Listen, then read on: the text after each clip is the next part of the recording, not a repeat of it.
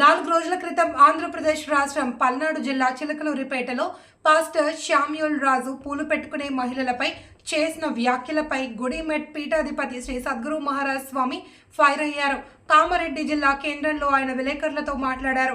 సదరు పాస్టర్ పూలు పెట్టుకునే మహిళలు వేశ్యలు అనేలా మాట్లాడడం ఆయన అవివేకానికి నిదర్శనమని అన్నారు. క్రిస్టియన్లలో కూడా చాలా మంది మహిళలు పూలు పెట్టుకుంటారని, చివరికి పాస్టర్ని కన్న తల్లి అయిన కుటుంబ సభ్యులు కూడా పూలు పెట్టుకోలేదా, వాళ్ళందరినీ వేశ్యలుగా మార్చినట్టేనా అని ప్రశ్నించారు.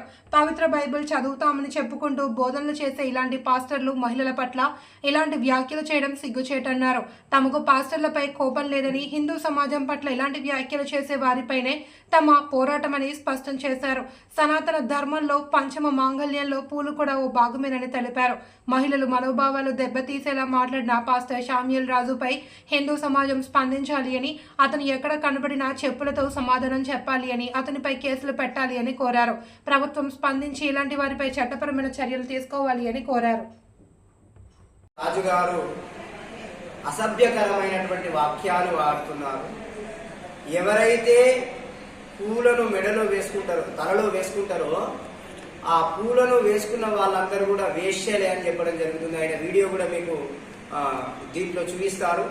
మరి శాలం రాజు గారు, మాకు ఏ పాస్టర్ పైన ద్వేషం లేదు, వ్యతిరేకత లేదు, ఎవరి భక్తి వారిది, మీ ధర్మం మీది, మా ధర్మం మాది. కానీ సనాతన ధర్మం పైన, హిందూ బంధువుల పైన మీరు ద్వేషాన్ని చూపించడం అది సరి అయినటువంటిది కాదు.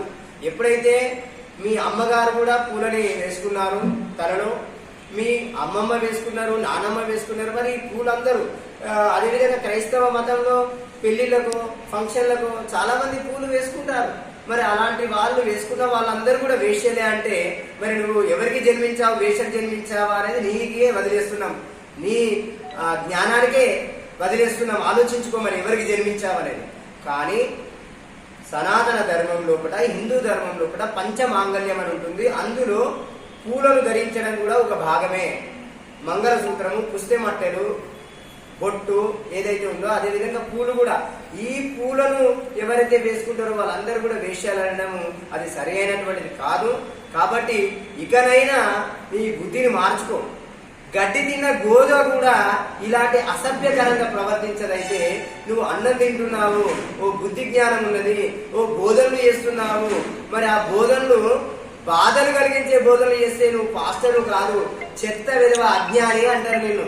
కాబట్టి ఓ హిందూ బంధువులారా, ఇలాంటి విధవలు ఉన్నంత వరకు ఇక్కడ ధర్మం గురించి చిన్నాభిన్నం చేయడం జరుగుతుంది. కాబట్టి ఈ విధవ ఎక్కడ కనిపించిన వానికి ఓ చెప్పుల దండ, అవును వానికి చెప్పుతో కొట్టడమే వీరికి గుణపాఠం. కాబట్టి వీడు ఎక్కడ కనిపించినా చెప్పుల దండలతో సన్మానం చేసి వీరికి చెప్పు తీసి కొట్టాలి.